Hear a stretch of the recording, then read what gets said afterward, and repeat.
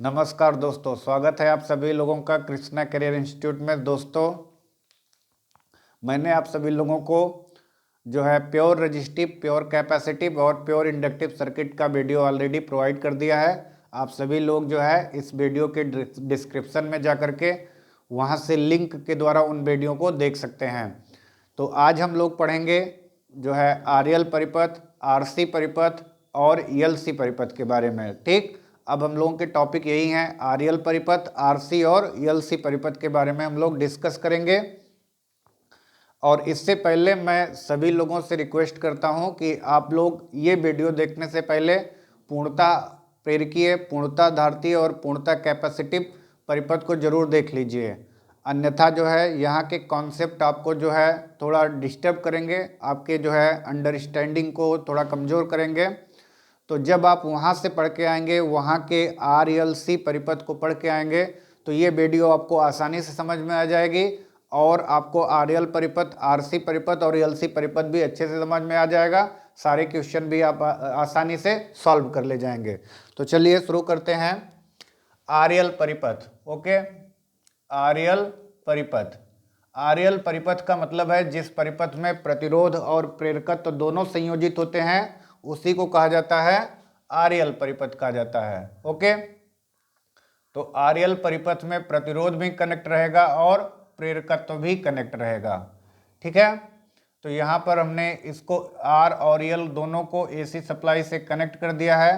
प्रतिरोध में जो वोल्टेज होगा वो भी आर होगा और कॉयल में यानी संधारित्र प्रेरकत्व में जो वोल्टेज होगा वो वी एल होगा, ओके। प्रेरकत्व को एल से और प्रतिरोध को आर से प्रदर्शित किया जाएगा। यदि मान लेते हैं, यदि धारा का समीकरण, यदि धारा का समीकरण, यदि धारा का समीकरण I बराबर I max sine omega T है, यानी इस परिपथ में धारा का समीकरण क्या है, I बराबर I max sine omega T, तो प्रतिरोध में वोल्टेज का समीकरण होगा वी आर बराबर V max sine omega T, क्योंकि हमने आपको पहले ही बता दिया है कि प्रतिरोध में धारा और वोल्टेज इन फेज होते हैं और वी एल जो होगा प्रेरकत्व में वोल्टेज होगा V max sine omega T plus pi by 2। क्या होगा, V max sine omega T plus pi by 2 होगा। यहां से हम देख लेते हैं इसके ग्राफ को। ये हमारा वोल्टेज जो ये करंट आई है और आई के साथ ही हमारा क्या होगा, वी आर होगा, ओके। आई और वी आर दोनों इन फेज होंगे और दूसरा हमारा यहाँ पर वी एल है, ओके। वी एल वोल्टेज और अग्नि प्रतिरोध में वोल्टेज और करंट दोनों से कितने डिग्री आगे होगा, 90 डिग्री आगे होगा, okay.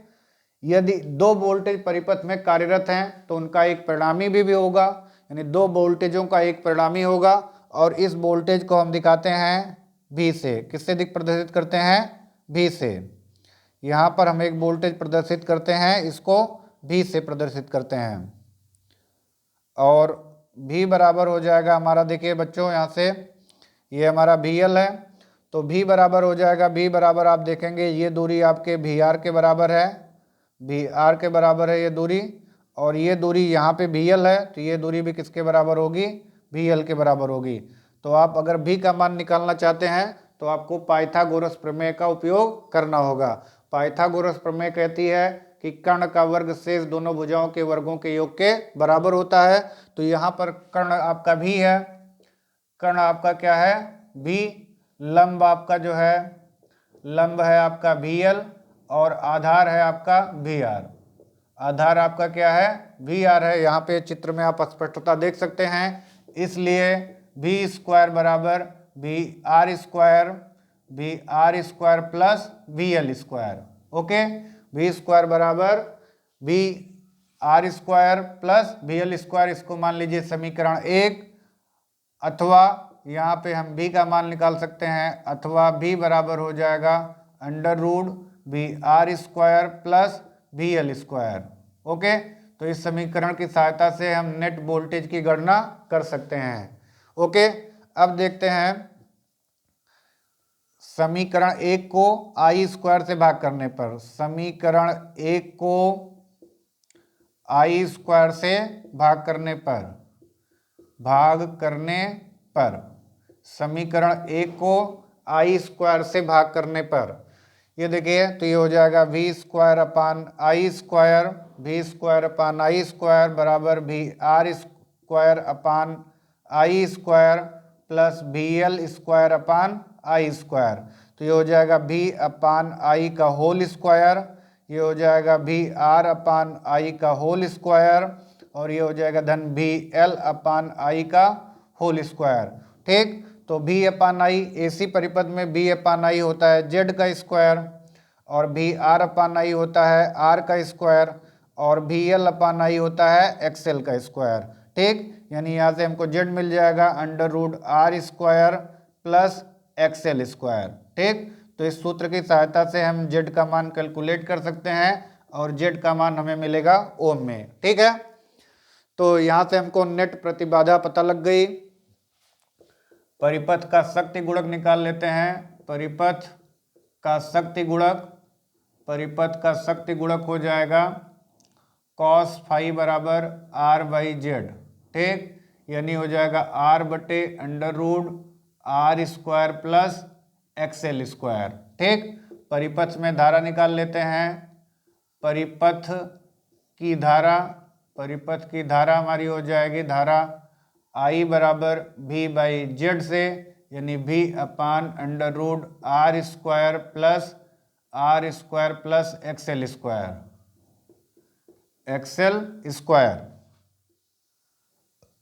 Okay, R square plus XL square. परिपथ का समय नियतांक हो जाएगा, परिपथ का समय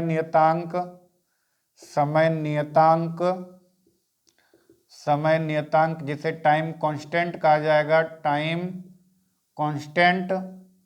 परिपथ का समय नियतांक या टाइम कांस्टेंट हो जाएगा टाउ बराबर ईल बाई आर।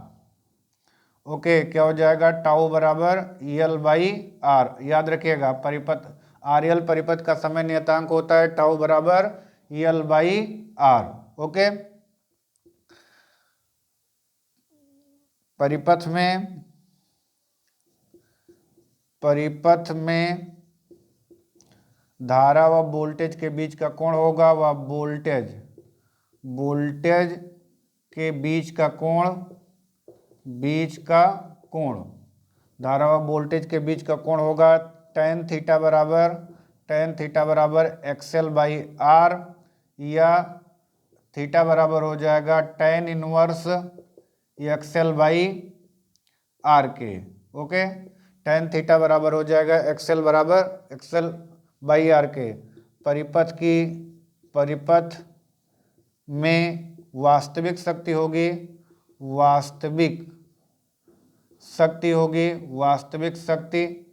P बराबर वी आई कॉस फाई। परिपथ में वास्तविक शक्ति होगी P बराबर वी आई कॉस फाई। परिपथ में आभासी शक्ति होगी,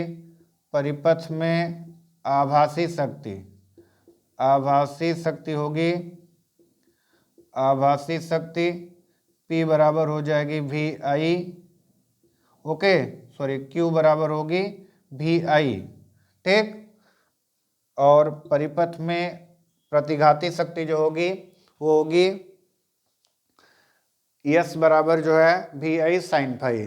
ठीक, तो ये आपके आरएल परिपथ का डाटा है। आप सभी लोग इसका स्क्रीनशॉट ले लीजिए, और फिर मैं इसके बारे में आप लोगों को एक बार फिर से रिवाइज कर दे रहा हूँ। ठीक, तो आरएल परिपथ में आर और एल कनेक्ट रहता है। आरएल परिपथ में धारा का समीकरण यदि जो है I max sine omega T, V max बराबर V max sine omega T, V L बराबर V max sine omega T plus pi by 2 होगा, जैसा कि मैंने आप लोगों को पहले ही बता दिया है। इसमें वी स्क्वायर निकालेंगे, V R square plus V L square, V बराबर हो जाएगा V R square plus V L square, और आई स्क्वायर अग्नि से भाग कर देंगे तो हमको जेड का मान यहाँ से पता लग जाएगा। जेड स्क्वायर बराबर हो जाएगा आर स्क्वायर प्लस अग्नि under root R square plus XL square. परिपथ की शक्ति हमको कॉस फाई बराबर आर बाई जेड से पता लग जाएगी। परिपथ की धारा हमको आई बराबर बी बाई जेड से पता लग जाएगी, और समय नियतांक इसका होगा टाउ बराबर एल बाई आर। परिपथ में धारा व वोल्टेज के बीच का कोण निकालेंगे। टेन थीटा बराबर होगा एक्सएल बाई आर, यानी कि थीटा बराबर tan inverse XL by R. परिपथ में वास्तविक शक्ति होगी P बराबर भी आई कॉस फाई, और परिपथ में आभासी शक्ति है Q बराबर भी आई। ओके, यहाँ पे और एक चीज देख लेते हैं, परिपथ की प्रतिघाती शक्ति, परिपथ की प्रतिघाती शक्ति जो होगी, परिपथ की प्रतिघाती शक्ति S बराबर होगी भी आई साइन फाई। परिपथ की प्रतिघाती शक्ति क्या होगी, रिएक्टिव पावर जो होगी भी आई साइन फाई होगी। ओके, आरएल परिपथ में जो कॉस फाई होगा, कॉस फाई का मान जो होगा वो आर बाई जेड होगा, यानी इसमें जो पीएफ होगा आर बाई जेड के बराबर होगा, और इसमें भी आपका पीएफ जो होगा आरएल परिपथ में लैगिंग ही होगा। क्या होगा, लैगिंग होगा, यानी कि इसमें धारा वोल्टेज से पीछे चलेगी क्योंकि इसमें इंडक्टर लगा है। ओके, यहाँ पे धारा का समीकरण मान लेते हैं I max sine omega T, I max sine omega T, तो नेट वोल्टेज का इक्वेशन हो जाएगा V max sine omega T और प्लस थीटा, जैसा कि हमारे चित्र में यहाँ प्रदर्शित है कि वोल्टेज धारा से थीटा कोण क्या कर रहा है, आगे चल रहा है। तो हमें उम्मीद है कि आपको आरएल परिपथ समझ में आ रहा होगा। चलिए अब बढ़ते हैं आरसी परिपथ की तरफ। ओके,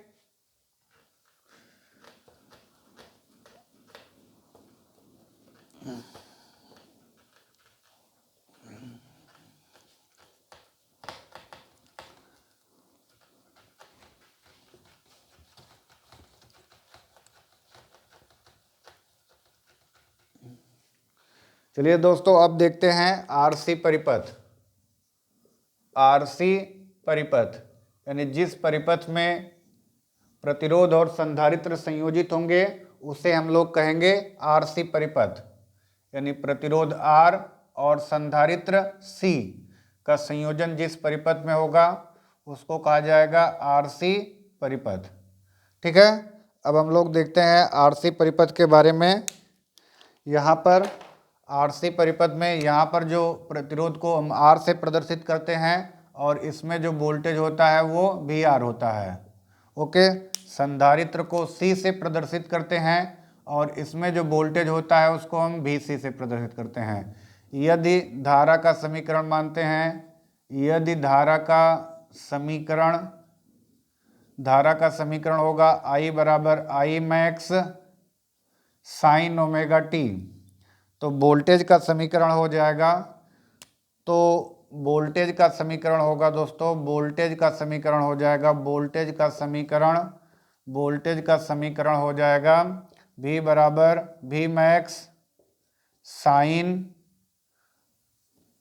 V R बराबर होगा V max sine omega T, और VC बराबर हो जाएगा V max sine omega T minus pi by two, क्योंकि हमने बताया आपको कि संधारित्र में वोल्टेज जो होता है वो धारा से 90 डिग्री क्या होता है, पश्चगामी होता है।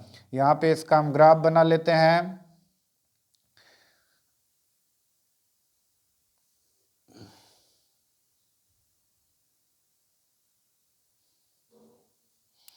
चलिए यहाँ पे देखते हैं इसका ग्राफ। ये हमारा वोल्टेज इस करंट आई है, आई के साथ हमारा भी आर होगा, और यहाँ पर हमारा 90 डिग्री पीछे कौन होगा, 90 डिग्री पीछे VC होगा। दोनों का नेट वोल्टेज V होगा, तो ये दूरी आपको मान लेना है ये VC है, और ये मान लेना है ये दूरी आपकी किसके बराबर है, VR के बराबर है। ठीक, अब इस परिपथ में आप क्या करेंगे, इस परिपथ में नेट वोल्टेज निकालेंगे, तो नेट वोल्टेज जो हो जाएगा, नेट वोल्टेज आपका हो जाएगा, नेट वोल्टेज V स्क्वायर बराबर VR square plus VC square. Okay, net voltage V बराबर आधार का वर्ग प्लस लंब का वर्ग। ठीक, तो ये हो जाएगा, करंट हमारी हो जाएगी, यहाँ पर प्रतिबाधा हो जाएगी, इसमें प्रतिबाधा हम निकाल लेंगे I स्क्वायर से भाग करने पर, प्रतिबाधा हमारी Z हो जाएगी, Z बराबर हो जाएगी R square plus XC square. Okay, पिछले वाले यानी आरएल परिपथ की तरह आप I स्क्वायर से भाग करके इसमें कन्वर्ट कर सकते हैं। ओके, परिपथ की प्रतिबाधा आ गई हमको R² प्लस XC²। ठीक, परिपथ का शक्ति गुणक निकाल लेते हैं। परिपथ का शक्ति गुणक होगा हमारा शक्ति गुणक cos फाई। शक्ति गुणक को ही PF कहा जाता है, पावर फैक्टर कहा जाता है। cos phi equal to R/Z के होगा, यानी R/√R² प्लस XC²। ओके, और इसमें जो cos फाई का मान होगा वो लीडिंग होगा। आपको याद रखना है कि इसमें जो cos फाई होगा वो लीडिंग होगा। लीडिंग को ही अग्रगामी कहा जाता है। क्या कहा जाता है? लीडिंग को ही अग्रगामी कहा जाता है। ठीक है, परिपथ में धारा जो होगी, परिपथ में धारा जो होगी, परिपथ में धारा I बराबर V/Z के, I बराबर V/Z के या I बराबर V/√R² प्लस XC² के बराबर होगी। ठीक है,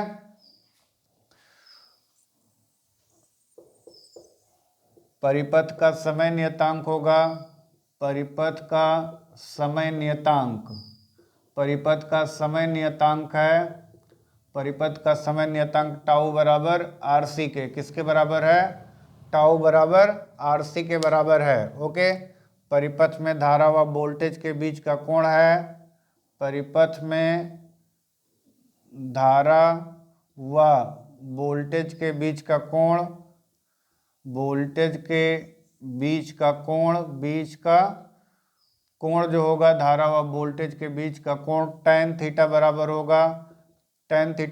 होगा, XC/R। यह थीटा बराबर हो जाएगा tan इनवर्स XC/R के। ओके,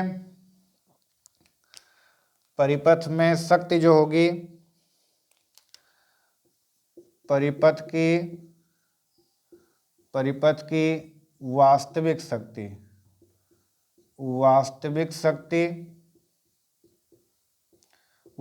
शक्ति होगी P बराबर VI cos फाई। परिपथ की वास्तविक शक्ति होगी P बराबर VI cos फाई। आभासी शक्ति होगी, अपेरेंट पावर Q बराबर VI, और प्रतिघाती शक्ति होगी, परिपथ की प्रतिघाती शक्ति जो होगी, प्रतिघाती शक्ति रिएक्टिव पावर जिसे कहते हैं, S बराबर होगी, S बराबर VI sin phi. Okay, VI sin phi. इसलिए और तीनों पावर में जो संबंध होता है, आभासी शक्ति और वास्तविक शक्ति और प्रतिघाती शक्ति में, तो आभासी शक्ति जो होती है, आभासी शक्ति Q बराबर होती है √P² प्लस S का स्क्वायर। ओके, तीनों शक्तियों में मैंने आपको संबंध बता दिया है। ओके, अग्नि नेट वोल्टेज का समीकरण हो जाएगा, नेट वोल्टेज का समीकरण होगा इसमें V बराबर Vmax sign ω/t minus theta. ठीक, जैसा कि इस सूत्र में स्पष्ट है, यहाँ से ग्राफ से धारा आगे है और जो इसमें वोल्टेज है, नेट वोल्टेज, वो आपका क्या है, थीटा डिग्री क्या हो रहा है, पीछे चल रहा है। वोल्टेज जो है वो 30 डिग्री क्या कर रहा है, पीछे चल रहा है। ओके, चलिए आगे बढ़ते हैं और देखते हैं अब ELC परिपथ के बारे में। किसके बारे में देखते हैं? ELC परिपथ के बारे में।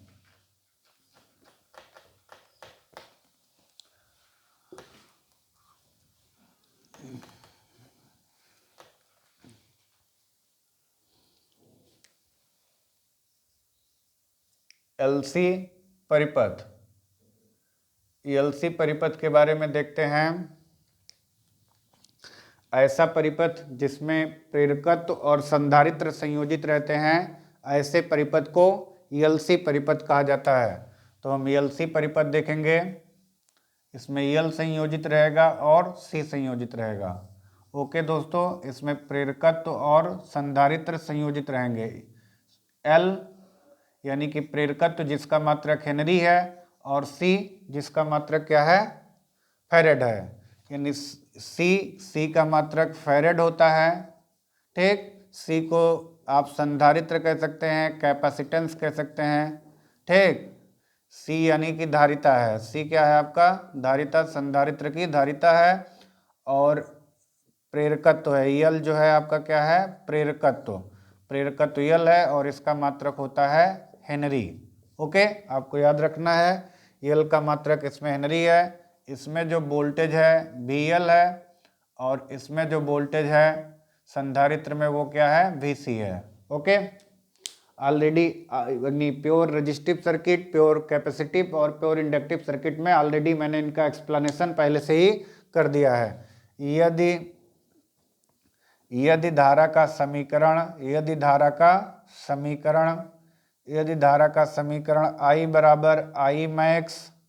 I बराबर I max sine omega T है, तो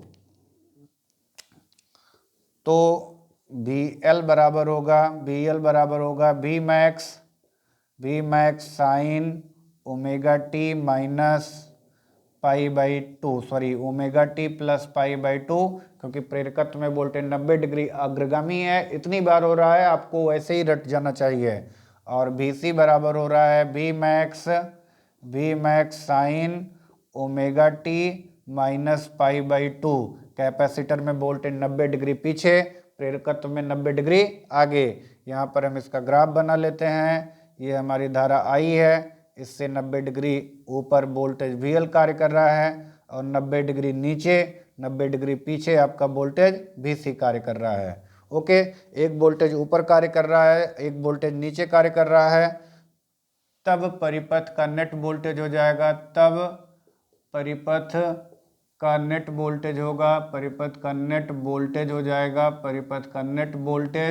नेट वोल्टेज हो जाएगा V बराबर VL माइनस VC। देखिए यहाँ पर ये चिन्ह बता रहा है कि बड़े वाले में से छोटा वाला घटेगा। अगर ये बड़ा होगा तो इसमें ये घट जाएगा और धनात्मक मान आएगा। अगर ये बड़ा होगा तो उसमें ये घट जाएगा और तब भी धनात्मक मान आएगा। ओके, परिपथ की प्रतिबाधा हो जाएगी, परिपथ की प्रतिबाधा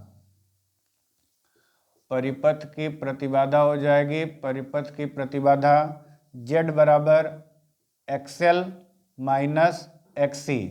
ओके, परिपथ की प्रतिबाधा हो जाएगी Z बराबर XL माइनस XC। I से भाग कर दीजिएगा, आपको ये समीकरण मिल जाएगा। ओके, परिपथ का शक्ति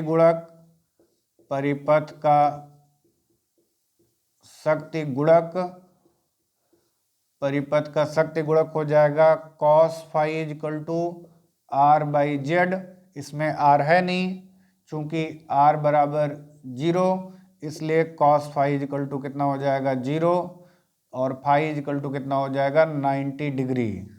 याद रखिएगा बच्चों इसमें। ठीक, तो इस परिपथ में भी आपका पावर फैक्टर क्या है? 0 है। इसलिए इसमें जो करंट होगी, धारा होगी, यानी जो करंट है परिपथ में, धारा क्या कहलाएगी? वाटलेस कहलाएगी, वाटलेस। ओके, तो वाटलेस धारा V/Z के, यानी ये हो जाएगा I बराबर V/Z के बराबर होगी, तो ये हो जाएगा I बराबर V/XL माइनस XC के इक्वल होगी। ओके, तो इस परिपथ में धारा को आप इस सूत्र की सहायता से निकाल सकते हैं। ठीक, अब देखिए परिपथ में यदि XL ग्रेटर देन XC, तो परिपथ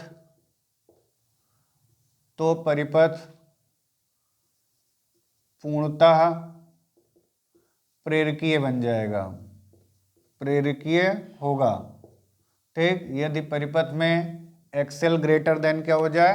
XC हो जाए। कंडीशन 1 देखिए, यदि परिपथ में XL ग्रेटर देन XC, तो परिपथ क्या हो जाएगा? पूर्णतः प्रेरकीय परिपथ हो जाएगा।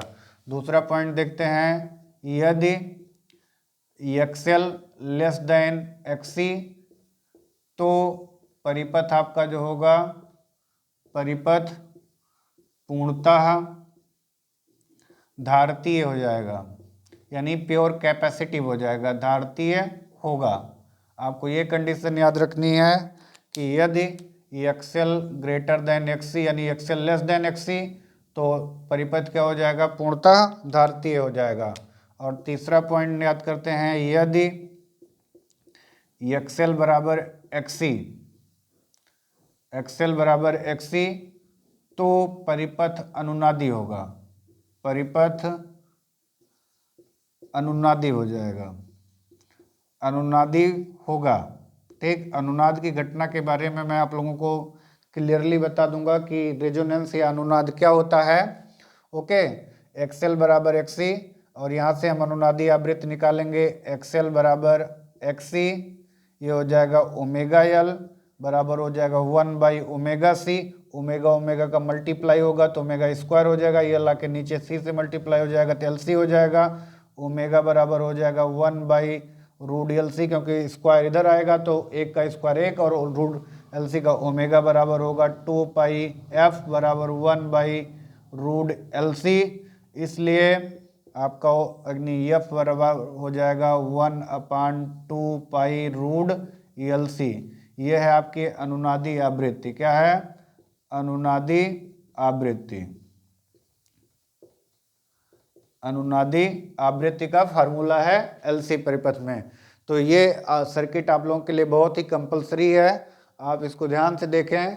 और मैंने आपको इसमें बता दिया है कि कौन कौन सा रिलेशंस होता है। अब चूंकि इसमें पावर फैक्टर का मान फाई बराबर 90 डिग्री है तो पावर फैक्टर का मान 0 होगा और वो परिपथ के नेचर पर डिपेंड करेगा। जब सर्किट आपका रेजोनेंस वाला होगा तो रेजोनेंस सर्किट पर आपको याद रखना है कि पावर फैक्टर का मान क्या होता है, 1 होता है, यूनिटी होता है। तो हमें उम्मीद है कि आपको पूर्णता प्रतिरोधी के अतिरिक्त जो हमने आपको आज इस वीडियो में 3 सर्किट बताए हैं, आरएल परिपथ, आरसी परिपथ और एलसी परिपथ, आपको समझ में आएंगे। आप वीडियो जरूर देखिएगा, पूरी ध्यान से देखिएगा, मेरी ये गारंटी है आपको आरएल परिपथ, आरसी परिपथ और एलसी परिपथ अवश्य समझ में आएगा। इसके बाद मैं आप लोगों को अगली वीडियो आरएलसी परिपथ की जो है पहुंचाऊंगा। तब तक आप सभी लोगों के लिए जो है शुक्रिया, धन्यवाद, मौज करते रहिए। जय हिंद।